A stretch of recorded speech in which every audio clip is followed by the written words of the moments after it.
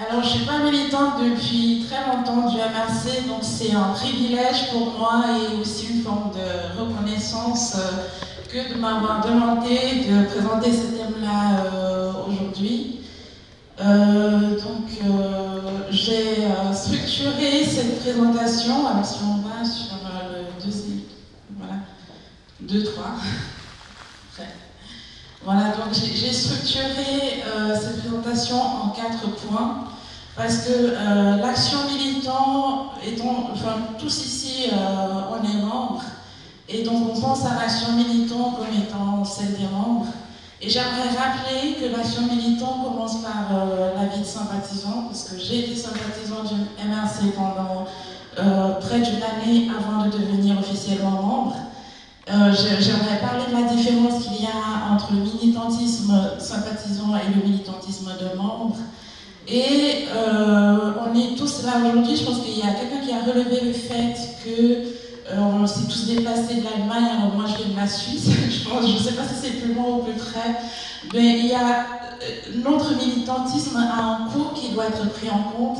Et le quatrième point qui est la solidarité, je l'ai renommé l'humanisme, mais j'ai oublié de changer au niveau de l'agenda.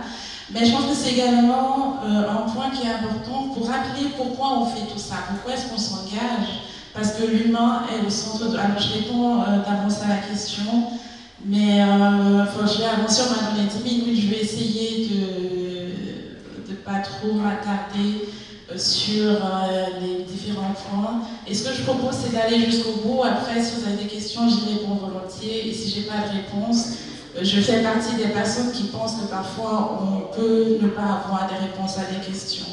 Donc, on va passer au militantisme sympathisant.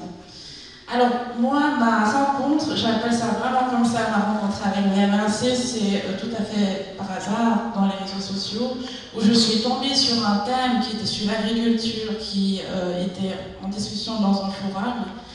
Et en participant, en lisant le texte et en lisant les commentaires, je me suis rendu compte que le sujet qui était abordé était très clair, répondait aux questions de l'agriculture, parce que l'agriculture carrément aujourd'hui est une question de subsistance, alors que ça pourrait vraiment être un levier d'économie, et de la manière dont ça avait été abordé, ça a attiré mon attention. Alors j'ai essayé d'en savoir plus, et c'est comme ça que je me suis retrouvée à lire le projet social du MRC, et je me suis dit, c'était comme un guide, un manuel d'utilisation pour redresser le Cameroun. Et c'est là que mon intérêt a commencé pour le MRC. Et à partir de ce moment-là, plutôt que de lire les textes du projet social ou du MRC, j'ai commencé à parler moi aussi de ce texte-là, et c'est ce que j'appelle porter le souffle de l'espoir. On n'a pas besoin d'être membre du MRC pour faire ça. On peut tout à fait s'intéresser au projet social du MRC et faire cela. Et l'activité de recrutement, en général, lorsqu'on se met à parler de ce souffle de l'espoir, donc on va recruter les gens, ce n'est pas nécessairement du recrutement pour être membre du MRC, c'est également du recrutement pour parler également du souffle de l'espoir. Parce que lorsque, je me rappelle pendant la campagne électorale, lorsque le président faisait des meetings, il disait « Vous qui êtes là aujourd'hui, retournez dans vos villages et parlez du souffle de l'espoir ».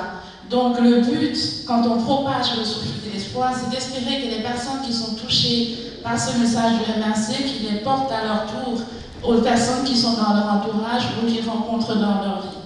Et l'autre point, soutenir le MRC, alors ça peut être un soutien qui est intellectuel. Là par exemple, quand j'ai commencé à parler du projet social du MRC, je ne connaissais même pas le parti. Et de partager ce message de la Renaissance sans être membre de ce parti, c'est un moyen de soutien au parti. Donc ça, après ça peut être aussi du soutien financier lorsqu'il y a des besoins et qu'il y a plein de gens qui font ça. Aujourd'hui, quand on fait des flyers avec des coordonnées bancaires ou des liens dessus, lorsque les gens, c'est pas uniquement les membres qui le font, donc ça typiquement c'est des activités qu'on peut faire en tant que sympathisant du parti. Et je tenais à mentionner le fait qu'on le fait en tant que sympathisant parce qu'il n'y a pas d'obligation. Il n'y a pas d'obligation à faire toutes ces activités. On le fait parce qu'on adhère à cette chose-là et qu'on a envie de contribuer. Ce qui m'amène à la deuxième partie, qui est le militantisme de membre. Lorsqu'on devient membre, le premier point que j'ai mis là, c'est le manifeste. Alors le manifeste, ce n'est pas un terme qui est très utilisé dans l'activisme francophone, mais plutôt anglophone. C'est que lorsque vous avez envie de défendre une cause, vous déclarez pourquoi vous le faites, c'est un engagement vis-à-vis de vous-même. Vous avez des personnes dont vous allez demander l'adhésion à votre cause, et vis-à-vis du public qui l'adhère ou pas. Vous expliquez aux gens pourquoi vous faites cela. Alors, de passer de sympathisant à militant, j'appelle ça le manifeste, c'est le bulletin d'adhésion. Quand dans le bulletin d'adhésion, tout en bas, il y a 5 points où ça commence toujours par « je m'engage ». On s'engage à tout plein de choses.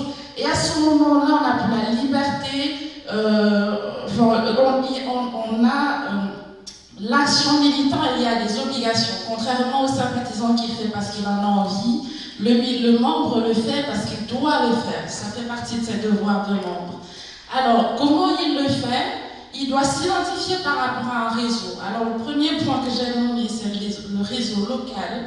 Alors, local, ce serait par exemple la commune de Berlin.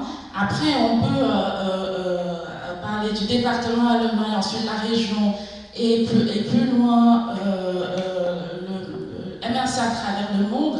Mais aussi le virtuel, les réseaux sociaux. Moi, mon réseau, il a commencé par le virtuel. L'univers MRC, j'ai commencé à le rencontrer dans les réseaux sociaux et ensuite on est passé de global, j'ai envie de dire, et on est en train de redescendre au niveau de la suite.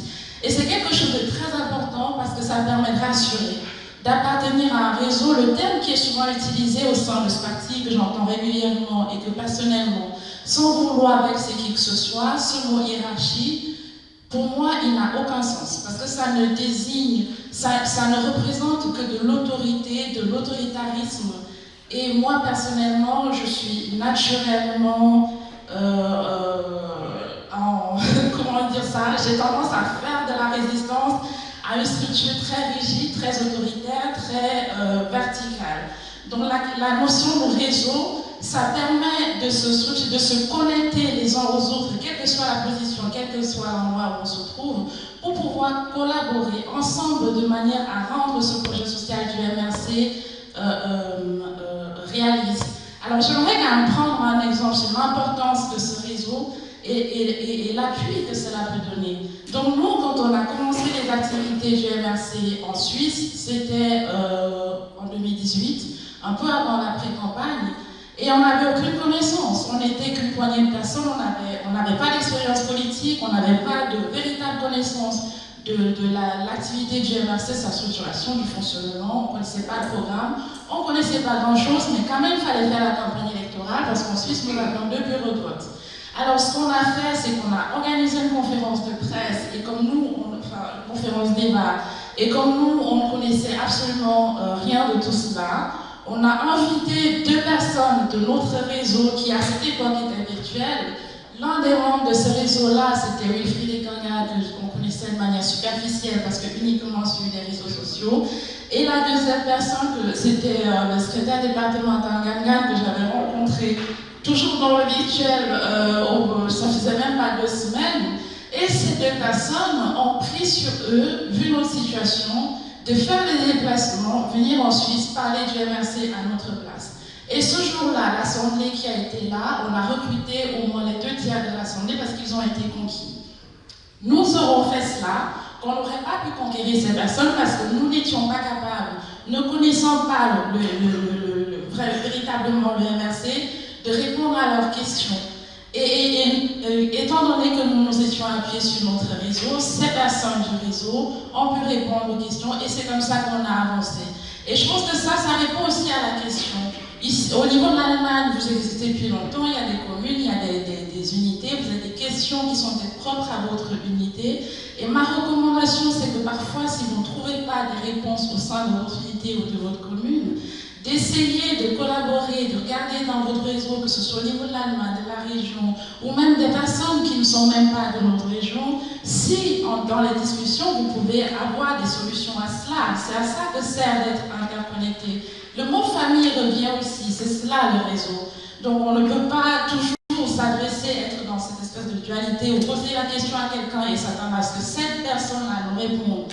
Parfois, on peut trouver la réponse à cela ailleurs. Alors l'autre point, c'est incarner la Renaissance. Alors moi, ce qu'on me dit, c'est que je suis très passionnée.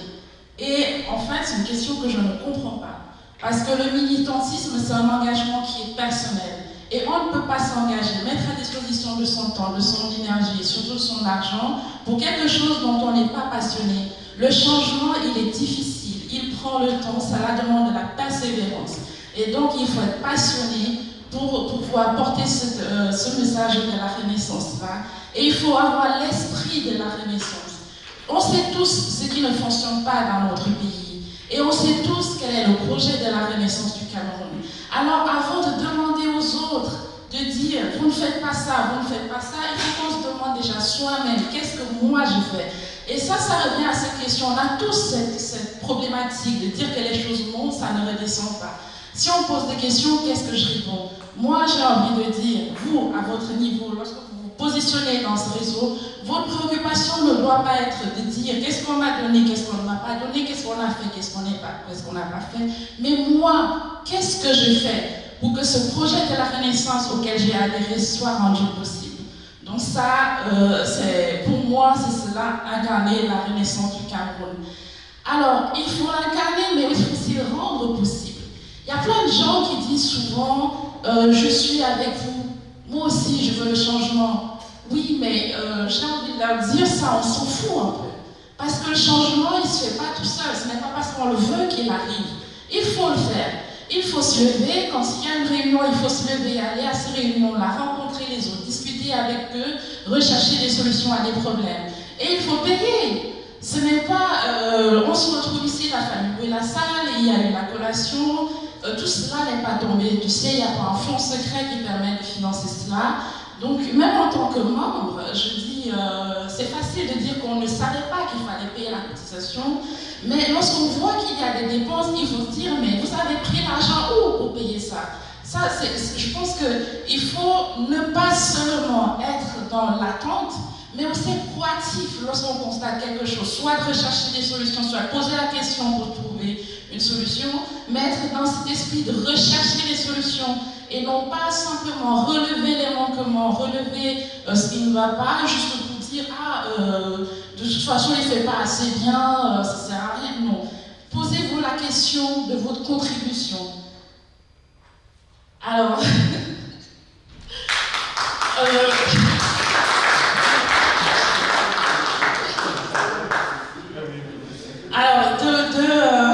vous m'avez distrait là.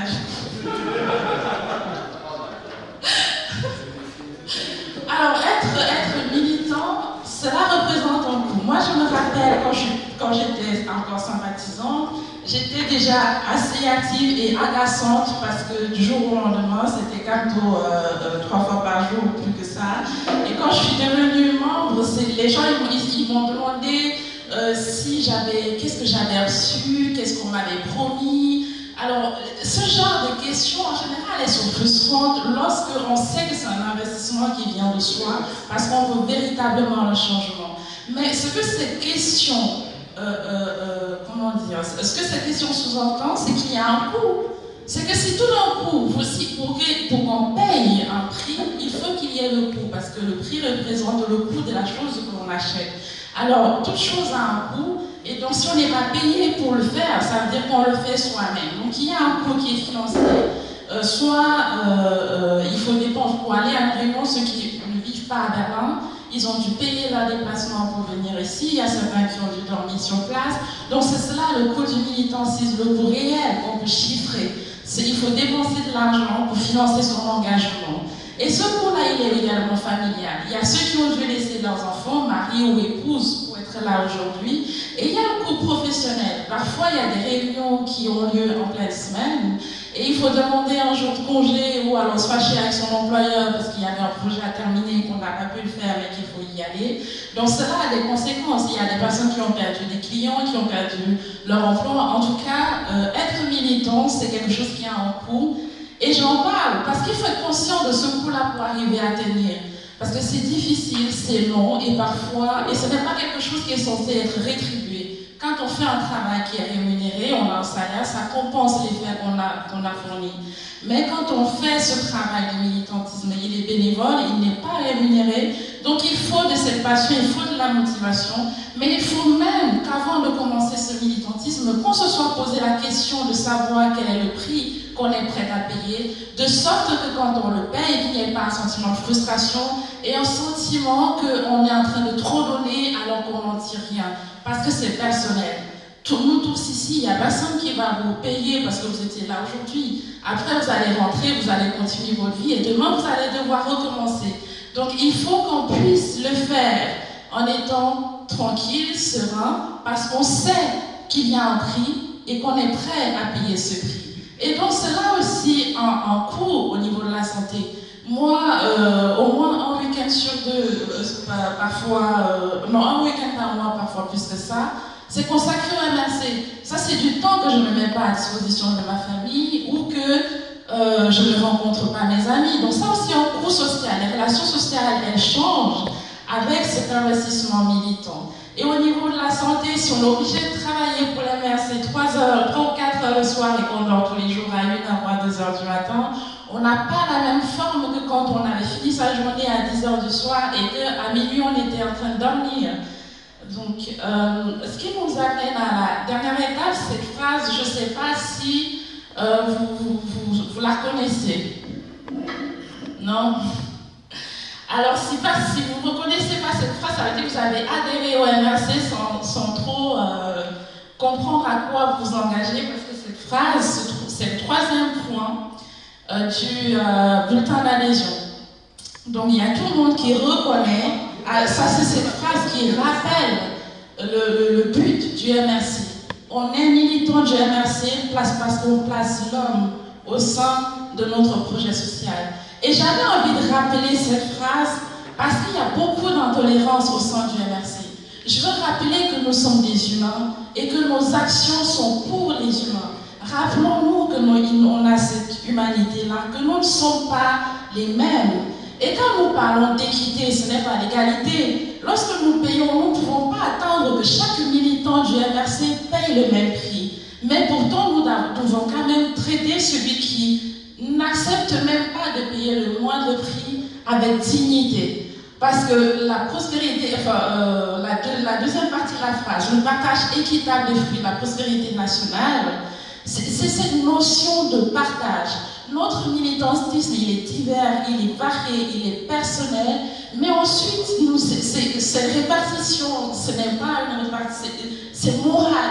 Nous devons nous dire que celui qui fait beaucoup d'efforts compense un peu celui qui fait moins d'efforts. Mais pour autant, nous ne devons pas juger. Il n'y a pas de jugement de valeur, ce n'est pas quelque chose qu'on compte parce que nous sommes des humains, que notre action est pour les humains et que cela demande d'être tolérant et charitable. Voilà, je vous remercie.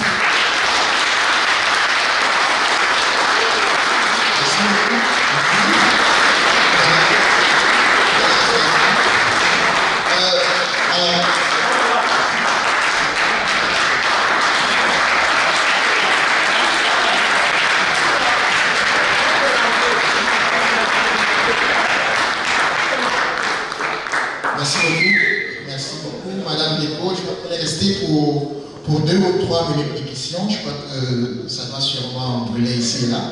Et je vais profiter du privilège qui est le mien pour m'attarder sur un petit aspect qui m'a paru quand même impressionnant. Vous avez déballé à la fin la question sur l'humanisme, avec autant d'aisance, avec une satisfaction qui pouvait se voir du fond de la salle. Pourtant, à ce moment, vous parliez du prix à payer. Est-ce que ce n'est pas la récompense qui arrive déjà au moment où on a le sentiment de s'engager pour l'humain? Ce n'est pas une récompense? Alors, non. Moi, je pense que l'engagement, il n'y a pas de récompense dans l'engagement. La seule récompense qu'il peut y avoir là-dedans, c'est avec soi-même, avec l'idée de se dire qu'on a fait ce qu'on avait à faire face à un problème qu'on a rencontré. Alors moi, quand j'ai commencé, je vais me permettre de parler 2 minutes, enfin 1 minute de moi. Moi, je suis d'une famille qui ne fait pas la politique, ni mes parents, et qui ont une très mauvaise expérience de la politique, parce que mon père notamment, il a été dans les camps pendant le maquis. Donc quand on parle de politique, ça réveille vraiment ces souvenirs-là. C'est quelque chose de très dangereux, c'est que si tu veux faire la politique, tu dois être prêt à mourir.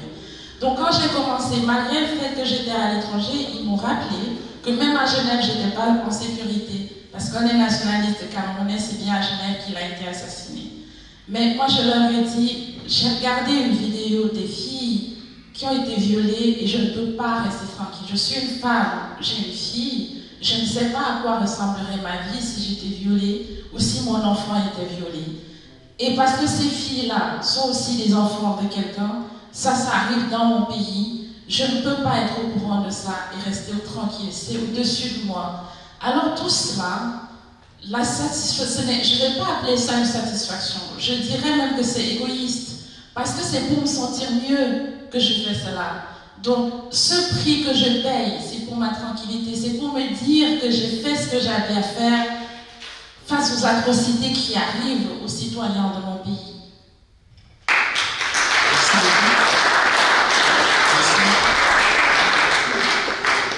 Alors finalement, on paye un prix pour résoudre ce qui pourrait être finalement un problème pour soi.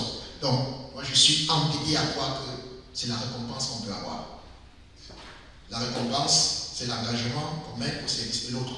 C'est pour ça que j'ai très apprécié le point sur l'humanisme et j'ai eu un peu honte quand il s'agissait de savoir que c'est le 3e point sur la fiche d'adhésion et que la phrase ne m'était pas connue. Merci pour ce moment, merci pour m'avoir découvert cette chose. Je vais